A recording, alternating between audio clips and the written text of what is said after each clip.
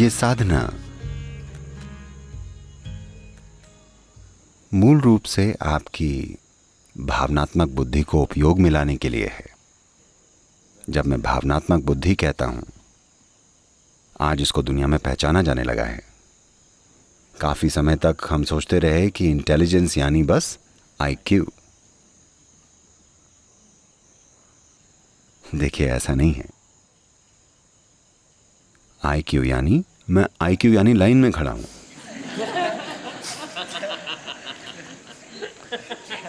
यानी कि हमेशा किसी के पीछे हूं।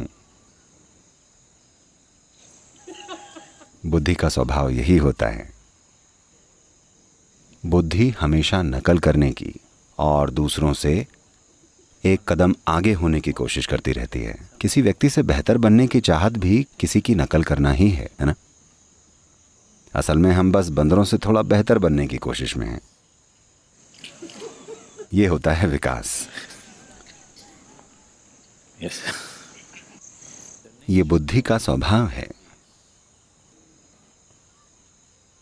अभी आज ये ज्यादातर लोगों के लिए ऐसा है कि अगर उनके पास जानकारी का एक संग्रह न हो तो ये टूल किसी काम का नहीं है। सूचनाएं ना हो तो लोगों को पता ही नहीं चलता कि अपनी बुद्धि का इस्तेमाल कैसे करें। केवल जानकारी के साथ वो अपनी बुद्धि का इस्तेमाल कर पाते हैं। ऐसा भावनात्मक बुद्धि के स्वभाव के साथ नहीं है। इसे किसी जानकारी की जरूरत नहीं है। ये हर चीज को खुद में शामिल करके उसको जान सकती है। ये जीवन में अपने रास्ते महसूस कर सकती है। इसे लाइन में खड़े रहने की जरूरत नहीं है। इसे किसी के पीछे खड़े होने की भी जरूरत नहीं है। न ही इसे किसी से बेहतर होने की जरूरत है। ये बस A way of being involved with life.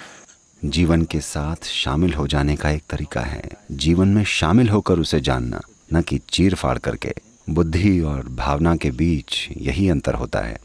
बुद्धि हर चीज को काट कर उसे चीर फाड़ करके जानने की कोशिश करती है, जबकि भावना चीजों का आलिंगन करके उन्हें अपने में सम्मिलित करके उन्हें जानना चाहती है।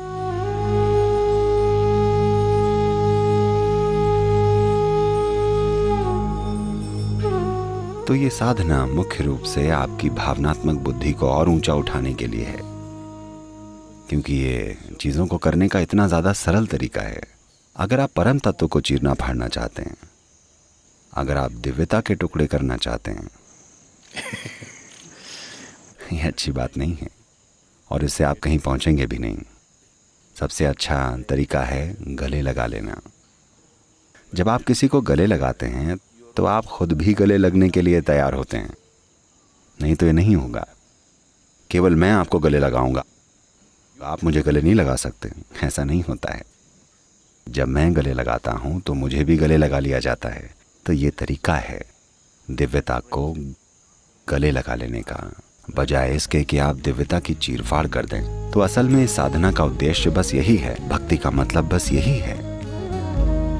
भक्ति का उद्देश्य ईश्वर का विभाजन करना नहीं है। इसका मतलब ईश्वर के साथ नृत्य करना है, उनके साथ एक हो जाना है। मुख्य रूप से आपकी भावनात्मक बुद्धि को और ऊंचा उठाने के लिए है, ताकि आपकी अच्छे से जीने की क्षमता किसी और से बेहतर बनने पर निर्भर न हो।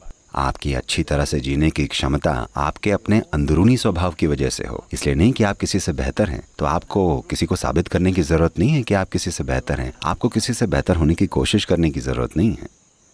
ये होती है भावनात्मक बुद्धिमत्ता। इसमें कोई हायरार्की या पदक्रम नहीं है। लेकिन अगर इसमें बुद्धि घुस गई तो अगर आपने बोला प्रेम, वो पूछेगी कौन ज्यादा प्रेम करता है। ऐसा कुछ नहीं होता। क्या मैं ध्यानलिंग से ज्यादा प्रेम करता हूं या आप ध्यानलिंग से ज्यादा प्रेम करते हैं? क्या मैं इस कछुए से ज्यादा प्रेम करता हूं या आप इस कछुए से ज्यादा प्रेम करते हैं? मैं इस बंदर से ज्यादा प्रेम करता हूं या आप इस बंदर से ज्यादा प्रेम करते हैं? ये कोई नहीं तय कर सकता। ऐसा कभी नहीं। हो सकता कि कोई इसे नाप तौल कर कहे this person loves more than the other person. There is no such thing. कि ये व्यक्ति उस व्यक्ति से ज्यादा प्रेम करता है। ऐसी कोई चीज नहीं होती। भावनात्मक बुद्धि के मामले में मात्रा लागू नहीं होती। जब मात्रा लागू नहीं होती तो अधिक और कम गायब हो जाता है, बड़ा और छोटा गायब हो जाता है। जीवन जैसा है वैसा हो जाता है। क्या चींटी आपसे ज्यादा महत्वपूर्ण जीवन है या आप चींटी से ज्यादा महत्वपूर्ण जीवन है? अगर आप सोचते हैं कि आप ज्यादा महत्वपूर्ण हैं तो आपकी बुद्धि मोटी है। आप ये नहीं समझते कि चींटी अपने जीवन को उतना ही महत्वपूर्ण मानती है जितना आप अपने जीवन को मानते हैं, शायद ज्यादा ही। उसके पास ज्यादा हाथ पैर हैं, शायद वो ज्यादा काम की चीजें कर रही हो, वो आपसे ज्यादा ऑर्गेनाइज्ड है और हमें नहीं पता और क्या क्या। शायद उनकी जनसंख्या भी ज्यादा है। अगर आप उन्हें मतदान का अधिकार दे दे तो वो भारी बहुमतों से जीतेंगे। तो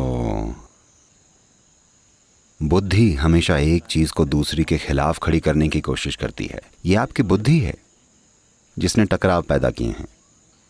It is your emotion which can bring this together. और ये आपकी भावनाएं हैं जो इन्हें एक कर सकती हैं। लेकिन अगर भावनाओं ने बुद्धि का अनुसरण किया तो भावनाएं भी एक जानलेवा टकराव बन जाएंगी। लेकिन अगर आपकी बुद्धि ने भावनाओं का अनुसरण किया तब कोई संघर्ष नहीं होगा। दुनिया में मिठास होगी, तब दुनिया में अद्भुत परिस्थितियां होंगी। तो साधना मूल रूप से उसी ओर ले जाने वाली चीज है। इसकी संरचना सरल है, लेकिन अगर आप खुद को सौंप दें तो यह आपके साथ चमत्कारी चीजें करती है।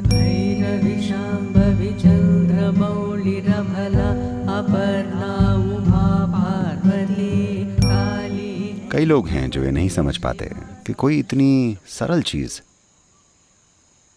इंसानों के लिए ऐसा कुछ कर सकती है, क्योंकि वो उसे काट छाट कर देखते हैं। अगर मैं आपको चीर दूं और देखूं, मान लीजिए आप एक बेहतरीन सिंगर हैं। वाह, आप कितना अच्छा गाते हैं, जरा देखूं तो आपके गले में क्या है। और मैं आपके गले को चीर डालूं और देखूं कि अंदर क्या है, मुझे वहां कोई संगीत नहीं मिलेगा, क्योंकि जीवन ऐसे काम नहीं करता। तो ये चीर फाड़ आपको उस जगह पहुंचा देगी जहां हर चीज अर्थहीन हो जाएगी। अगर आप अपनी बुद्धि को अपने जीवन के हर पहलू पर लगा देंगे तो आप हर चीज को अर्थहीन कचरे में बदल देंगे। बुद्धिजीवियों के जीवन में यही तो हो रहा है। उन्हें हर चीज व्यर्थ और बकवास लगती है। लेकिन अगर आप अपनी भावनाओं का सदुपयोग करें तो हर चीज कीमती और खूबसूरत हो जाती है। छोटी से छोटी चीज भी घास का एक तिनका कविता बन जाता है। यूं ही एक डाल का झूलना एक गीत बन जाता है। लेकिन अगर आपने अपनी बुद्धि लगा दी तो सब कुछ घटकर कूड़ा करकट बन सकता है। हर चीज बेकार बनकर रह जाती है। वहीं अगर आप अपनी भावनाओं का प्रयोग करें तो हर चीज शांत